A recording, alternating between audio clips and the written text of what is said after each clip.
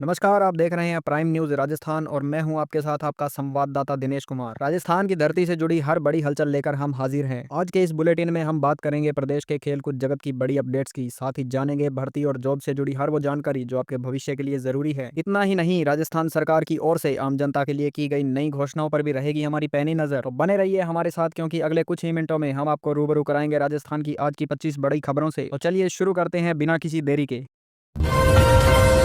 राजस्थान के टोंक जिले में बीती रात एक दिल दहला देने वाला सड़क हादसा हुआ। एक तेज रफ्तार बजरी से भरे ट्रेलर ने कार को टक्कर मार दी और उसके ऊपर ही पलट गया। इस हादसे में एक ही परिवार के 3 सगे भाई और एक भतीजे की मौके पर ही मौत हो गई। बताया जा रहा है कि परिवार में 3 जनवरी को बेटी की शादी थी, जिसकी खुशियां मातम में बदल गई और पुलिस अभी भी मामले की जांच कर रही है। प्रदेश में सर्दी का सितम जारी है। मौसम विभाग ने आज 19 दिसंबर को राजस्थान के कई जिलों में अत्यंत घना कोहरा छाने की चेतावनी दी है। माउंट आबू और फतेहपुर में पारा जमाव बिंदु के करीब पहुंच गया है। उत्तरी हवाओं के कारण शीतलहर का प्रकोप बढ़ गया है, जिससे जनजीवन काफी प्रभावित हो रहा है। प्रशासन ने लोगों को सावधानी बरतने और रात के समय यात्रा रोकने की सलाह दी है। राजस्थान विधानसभा की सदाचार समिति ने कथित कमीशनखोरी के मामले में 3 विधायकों को नोटिस जारी किया है। इन विधायकों को आज 19 दिसंबर तक अपना पक्ष रखने और जवाब देने के लिए कहा गया है। नोटिस उनके ईमेल, व्हाट्सएप और पते पर भेज दिए गए हैं। इस मामले ने प्रदेश की राजनीति में हड़कंप मचा दिया है और विपक्षी दल सरकार पर लगातार हमलावर है।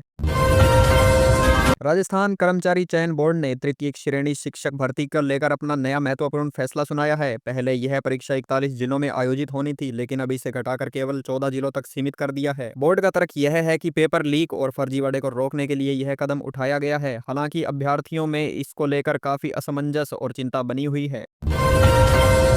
उदयपुर के मेवाड़ राज परिवार की संपत्ति की जंग एक बार फिर से कोर्ट की दहलीज तक पहुंच गई है। अरविंद सिंह मेवाड़ की बेटी ने अपने पिता की वसीयत को चुनौती दी है। इस मामले में कोर्ट में नई याचिका दायर की गई, जिसमें करोड़ों की संपत्ति के बंटवारे और अधिकारों पर सवाल उठाए गए हैं। ऐतिहासिक धरोहरों से जुड़ा यह विवाद पूरे राजस्थान में चर्चा में बना हुआ है। आईपीएल 2026 के ऑक्शन में राजस्थान के भरतपुर के रहने वाले युवा खिलाड़ी कार्तिक शर्मा की लॉटरी लग गई, जब चेन्नई सुपर किंग्स ने उन पर 14.20 करोड़ रुपए का भारी भरकम दाग लगाया। कार्तिक के घर जश्न का माहौल है और स्थानीय खेल प्रेमियों में भी भारी उत्साह देखा जा रहा है। कार्तिक की इस उपलब्धि ने राजस्थान के क्रिकेट जगत को नई ऊंचाई दी है।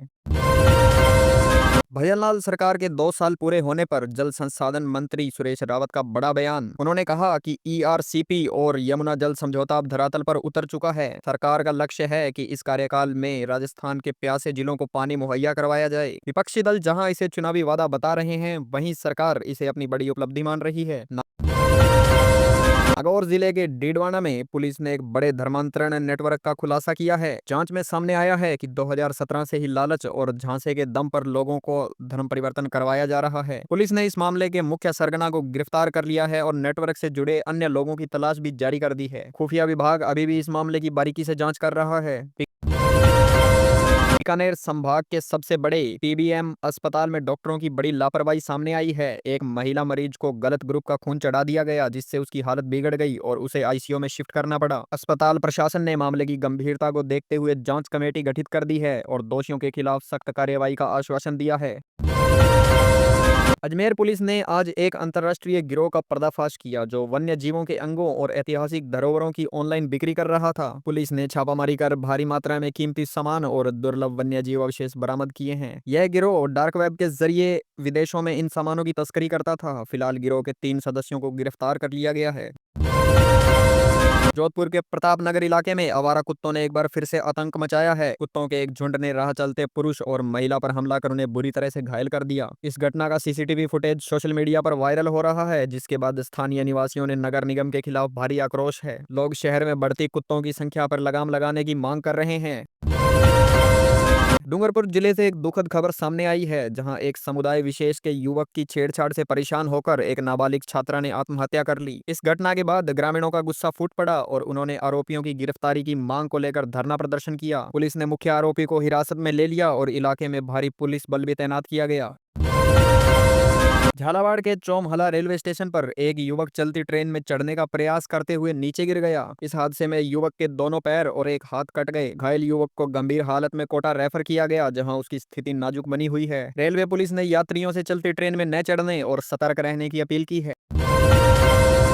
अलवर के नरहेड़ इलाके में झाड़ियों के बीच एक मासूम बच्चे का शव मिलने से इलाके में सनसनी फैल गई। ग्रामीणों ने हत्या की आशंका जताते हुए सड़क जाम कर विरोध प्रदर्शन किया और दोषियों की जल्द ही गिरफ्तारी की मांग की। पुलिस ने शव को पोस्टमार्टम के लिए भेज दिया है और संदिग्धों से पूछताछ की जा रही है। इलाके में तनाव को देखते हुए पुलिस मुस्तैद है। बदलते मौसम और बढ़ती ठंड के कारण राजस्थान के ग्रामीण इलाकों में पशुओं की सेहत बिगड़ने लगी है। गाय, भैंस और बकरियों में सर्दी, खांसी और निमोनिया के मामले तेजी से बढ़ रहे हैं। पशु चिकित्सालयों में पशुपालकों की लंबी कतारें देखी जा रही है। विशेषज्ञों ने पशुपालकों को सलाह दी है कि वे अपने पशुओं को ठंड से बचाएं और उन्हें गर्म आहार दें। सर्दियों के मौसम में जल भराव और बीमारियों से बचने के लिए राजस्थान के विभिन्न नगर निकायों ने विशेष सफाई अभियान शुरू कर दिया है। जयपुर, जोधपुर और कोटा जैसे बड़े शहरों में नालियों और सीवर लाइनों की मशीनों से सफाई की जा रही है। प्रशासन का कहना है कि सर्दी में सीवर जाम की समस्या बढ़ जाती है, जिसे रोकने के लिए यह अग्रिम तैयारी की जा रही है। सिरोही के पिंडवाड़ा में प्रस्तावित एक नई खनन परियोजना का विरोध तेज हो गया। आज सर्व समाज की एक विशाल महापंचायत बुलाई गई, जिसमें परियोजना को रद्द करने की मांग की गई। ग्रामीणों का कहना है कि इस परियोजना से पर्यावरण को भारी नुकसान पहुंचेगा और जल स्रोत सूख जाएंगे। प्रशासन ने शांति व्यवस्था बनाए रखने के लिए भारी जाब्ता तैनात किया है। राजसमंद के देवगढ़ इलाके में बीती रात चोरों ने 4 अलग-अलग घरों को निशाना बनाया। चोरों ने लाखों के जेवर और नकदी पार कर दी। सीसीटीवी फुटेज में 5 अज्ञात चोरों को हथियारों के साथ देखा गया है, जिससे स्थानीय लोगों में दहशत का माहौल है। पुलिस ने मामले को दर्ज कर चोरों की तलाश शुरू कर दी है और नई टीमें भी गठित की गई हैं।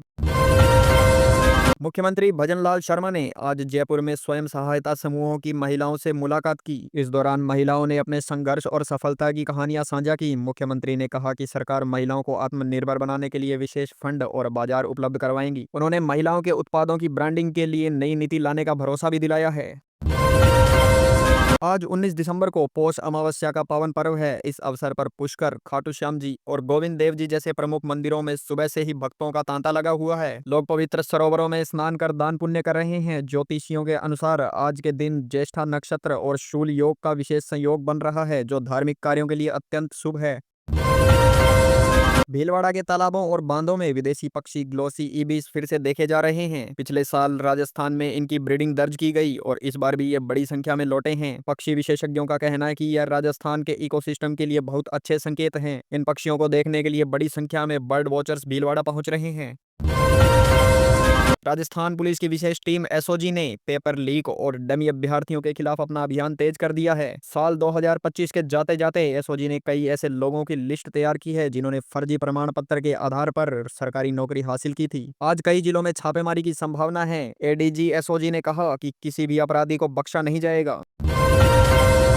राजस्थान के कई हिस्सों में तापमान 4 डिग्री सेल्सियस से नीचे गिरने के कारण पाला पड़ने की संभावना बढ़ गई है। सरसों और चने की फसल उगाने वाले किसान काफी चिंतित हैं। कृषि विभाग ने किसानों को सलाह दी कि वे पाले से बचाव के लिए खेतों की मेड़ पर धुआं करें और हल्की सिंचाई करें। आगामी 48 घंटे फसलों के लिए काफी संवेदनशील बताए जा रहे हैं। जयपुर इंटरनेशनल एयरपोर्ट के बाहर एक लावारिस बैग मिलने से हड़कंप मच गया। सुरक्षा एजेंसियों ने तुरंत इलाके को खाली करवाया और बम विरोधक दस्ते को भी बुलाया गया। हालांकि जांच के बाद बैग में केवल कपड़े और व्यक्तिगत सामान ही मिला। इस घटना के कारण करीब 1 घंटे तक यात्रियों को असुविधा का सामना करना पड़ा और सुरक्षा जांच सख्त कर दी है।